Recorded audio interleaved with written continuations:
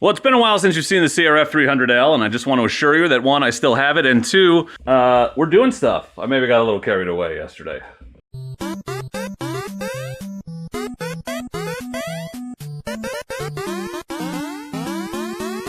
So a year ago, I bought this CRF300L, promised to keep it for a year because of all the bike hopping allegations that were going on back then. I've enjoyed it, but I have not made as much content with it as I wanted to. And it came time to decide whether I was going to move on to another bike to make content on or double down on this one. And I decided to double down on this one. So I got a bunch of parts. We're doing a full refresh on this thing. And the hope is to get out, make a bunch of content on it this summer, maybe even take it on a BDR, maybe even solo. We'll see. I love this little bike. It is so fun to ride every time I throw my leg over it, and it does so much. And again, it's a bike that I think a lot of people should think about starting on. It's a great bike for that. It's interesting to me, the idea of showing everybody what it can do. Let's talk about the changes that we're gonna make to the bike. First off, this is not a weird trophy for worst motorcyclist of the year. No, this is the original subframe. It has a name, something stay, I forget. This is what the windscreen, the headlight, and the dash mount to. And I never really talked about it in a video, but I crashed that thing into a tree not long after I got it. Not like super fast or super hard, but sort of kind of started sliding and needed to stop myself, and I ended up kind of leaned over and the windscreen hit a tree. And so this thing is bent. It's kind of hard to see because I pounded it back when I first broke it, but the windscreens never fit right, and it hasn't been good. So I ordered a new one, and I spent all of yesterday putting that on. Not all of yesterday. I spent yesterday afternoon putting the new one on. So it's on the bike now. You can see shockingly little damage thus far. So that was a big project we were working on. I got a new windscreen on order, actually. Right now I'm working on the tail tidy. You can see, so the turn signals are like embedded in plastic, which is stupid because I swung my leg over the bike and hit that one time and broke it. So I got this plastic piece, we're replacing it, and while I'm at it, I'm gonna put a tail tidy on here. Chain obviously needs some love. This thing has been sitting here for a while. I did the air filter yesterday, and it was the most disgusting thing I've ever seen. So I'll take some responsibility for that because I've had this bike for a year, but damn, Eddie, what did you sell me? There were mud and rocks in the airbox. Let me show you a pile of parts that I got for it. We're gonna do the TrailTech Voyager PRO. They sent me that. I'm excited to get it on there. We got new handlebars, new tubes. I got a new rear tire ready to go on. This is a Tusk dashboard. Bar risers, I'd like the bars to be just a little higher. Folding brake lever, and then here's a Tusk top rack. So that's what we're doing right now, working on the tail tidy and then replacing that plastic. So it's not like a step-by-step video, but especially because I've already done a lot of steps, but I thought it would be fun to kind of bring you guys in and show you what I'm working on the 300L and kind of how it's changing as I work through it. So let's keep going. Let's get this back plastic piece off. Yeah, it's still dirty. I have not learned my lesson about washing bikes before I walk on them. Walk on them? Work on them. If I ever start walking on them, I've either gotten really good or really bad.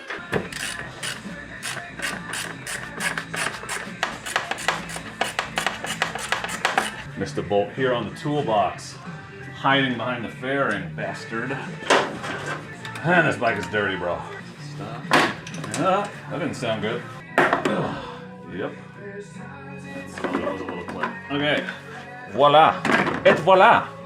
Oh, come on, right there. You're right there. You want to go. I can tell. I can feel it in my bones. Okay, that was not what we were planning. We're just testing the durability. So far, A+. Inside. Yep, like that. Okay. Okay, we're getting somewhere. She didn't have to cut me off. That is so low. Change your number? Ridiculous. Now you're just somebody that I used to know. Used to know somebody. This back. Now scraping out this beautiful blue exhaust.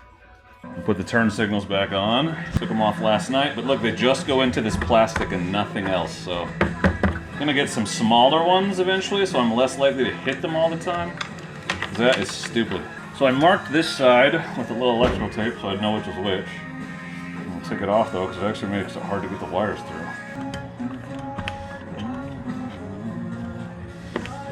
You're twisted so weird, bro. It's not good. You're so twisted. Or I'll put the screw on so you can see what it looks like when you put a screw on. That is, if I can remember where I put the screwdriver. It's in my pocket. Now just plug it in. Good to go. Look at that. So flimsy. I hate it. Well, I figured while I am redoing the entire rear of this, because I had to put that new plastic on, I might as well get this fender eliminator on here and get rid of the stock crazy huge whale tail. So had to do a little wiring to connect the new license plate light to the OEM connector, but that was easy. Just 2 wires, connect them up. We'll just click into the connector up here. Easy peasy, lemon squeezy. All right, that's in. And then 3 bolts on this and that's on. These are the OEM bolts, easy. This is a very simple one. If you weren't replacing the whole plastic, this would be quick and dirty. Quick and easy installation. Putting those 2 wires together is the hardest part, and I give you the shrink heat tubing to do it, so it isn't difficult. Okay. No, those are really long bolts, but I guess they're the ones that were in there, so it shouldn't matter. All right, let's test it. Moment of truth. Okay, license plate light is working. Tail light is working. Left signal. That's actually reverse. You knew what I meant. Sick. All right, all is good. I just want to show you the difference. Nice clean now. This is what was on there before. Look at that ginormous monstrosity. And like, I get it, because now my back's going to be covered in mud, but that's just cleaner. It's just cleaner. Cheap, too. That fender eliminator from Tusk is not expensive. It's gross in there. I need to grease this new one. That's hard. Oh, disgusting. Yeah, bam, bam. Just blown away. Oh, yeah. Night and day. Night and day. Okay, spring on the back. Shouldn't even need to adjust this, theoretically. By the way, look at the difference. That's the old one. It's a little mangled. New Tusk tail rack, a lot more low profile than the one I had on there. So I'm only Loctiting the rear bolt because the front bolt is where the seat comes on and off, and I'll be getting in and out of that often. A little dabble, do ya? Not sure? Only if you open the bottle, idiot. Huh, it's gonna be not quite as far back as the other one. That's interesting. Well, we'll see. I think it has a little bit of a hangover. Don't we all? Not today!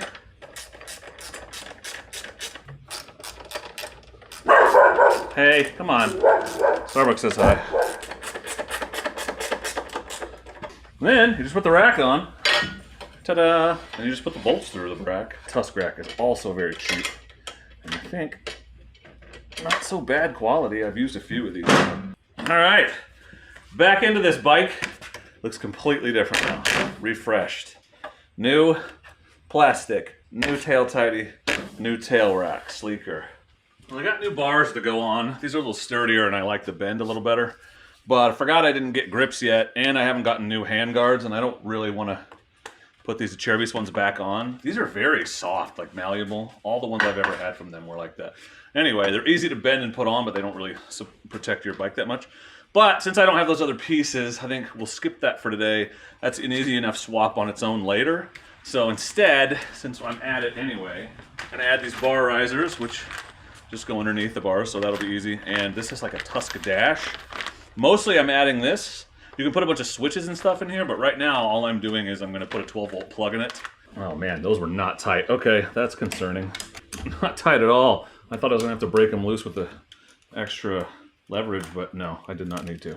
Well, see, it's good I'm going at this, and we'll Loctite them this time, even though I'm just going to take them out when I put the new bars on. I'd rather break Loctite later than have them rotate on me while I'm riding between now and then. I'm just going to put one bolt in to hold everything. But this is just a little Tusk doohickey. Right, sure.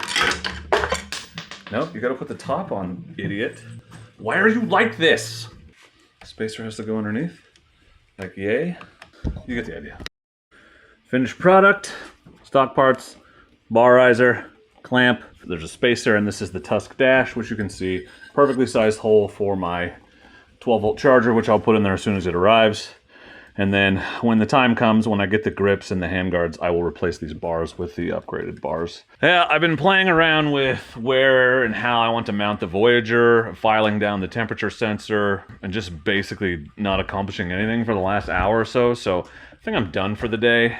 A few conclusions I've reached. One, the spark plug wire is in the stupidest place on earth. I'd have to take the radiator all the way out to get to it. It's only like 4 inches long or something. So I probably won't have a tack on the Voyager Pro, but it doesn't really matter because I have one on the stock dash, which I'm keeping because I don't want to lose my odometer. So the Voyager will be navigation, it'll be control of music, it'll be ambient temperature, engine temperature. Still very useful, but I'm trying to figure out how to mount it so it doesn't look stupid. But so far, replaced this whole part all the way to the bottom here. The whole new rear end, getting close. I'll catch up with you tomorrow, I think. And we're back. It's day 2, and I have a confession to make. I left out part of what I was doing yesterday because, I don't know, I was embarrassed. It was stupid. I made a big mistake. I didn't want to share it until I knew I could fix it. I don't know what, any of those things, but see this hole right here? Looks kind of funny. This is the brand new head unit area thing, by the way. But I got a bolt stuck in here, trying to put the crash bars on, and it snapped off, and I was making good progress drilling it out. That was all going well, so I thought, let me use this bolt extractor.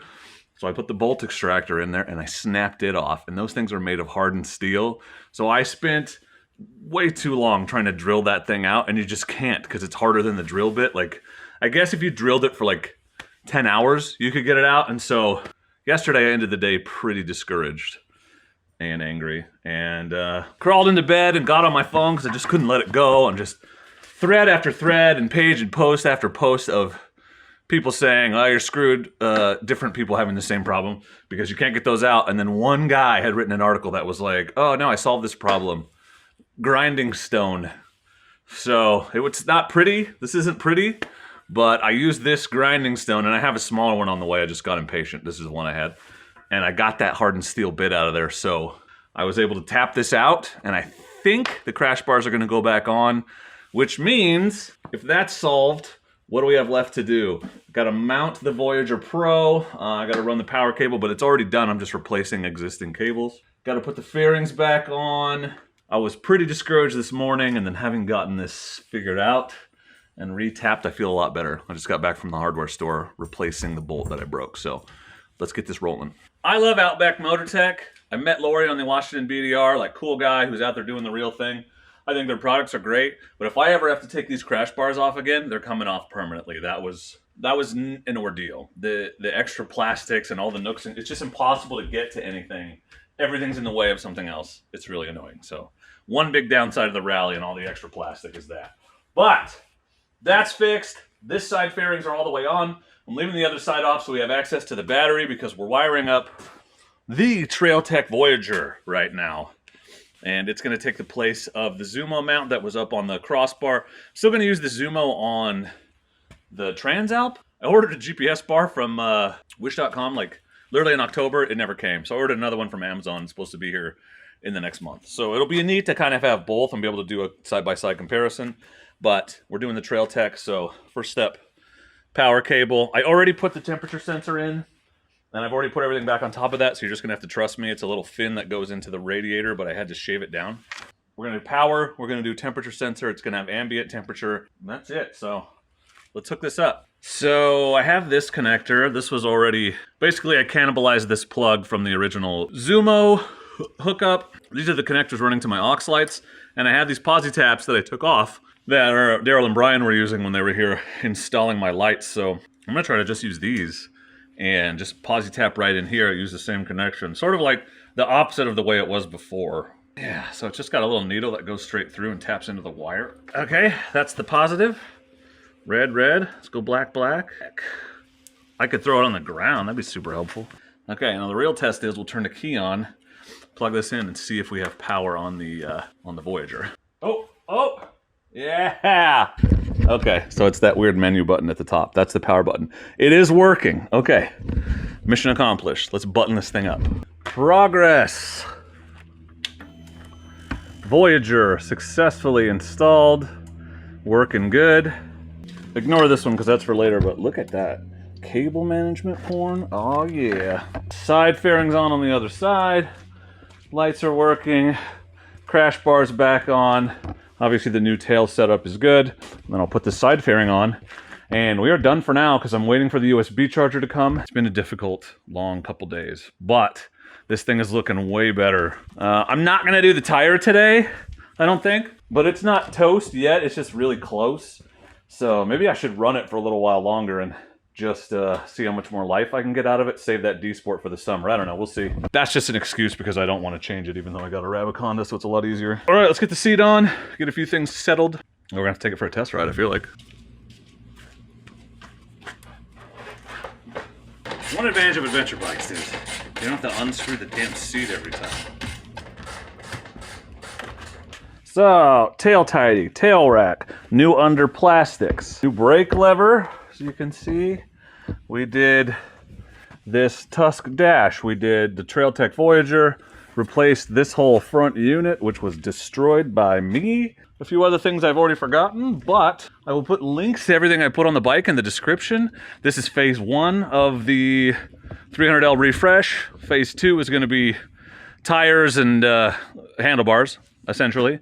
Oh, we did risers too. And I'll make another video for that, or at least show you what it looks like when it's all done. But for now, and as always, I just want to say thank you for watching. Thanks for suffering through with me. I'm not a good mechanic. These things never go smoothly. And this was probably 4 hours worth of projects, and it took me 2 days. This is how you learn. Get faster every time, theoretically. But anyway, thank you for watching. I appreciate you. And please consider subscribing if you'd like to see more adventures on the 300L, Transalp, other bikes I have, dual sport and adventure gear reviews, bike reviews, whatever. I'm the Dork in the Road, and I want to be your internet riding buddy, and I'm better than your regular riding buddies because I come with the mute button. Thank you for watching, and please do not forget to be excellent to each other. Thank you. Excellent!